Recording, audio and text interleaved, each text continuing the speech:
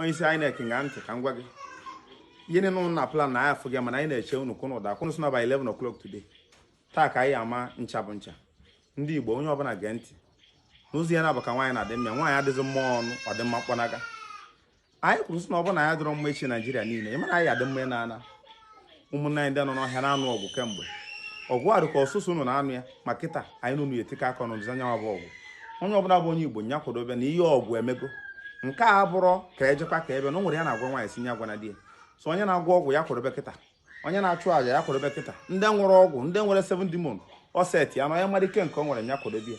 na taa na ọ bụ na ikpe ebighị ọfụma ma ọ bụrụ na ka asị na obi ewinho ọ dịrọ pọsịbụl kama na opportunity anyị eje eke Naijiria bịa ya anyị edigo ka anyị ka ya edi and ụmụnna anyị ndị eji ego ndị nọ n'ọchịchị na-achọrọ ikwu okwu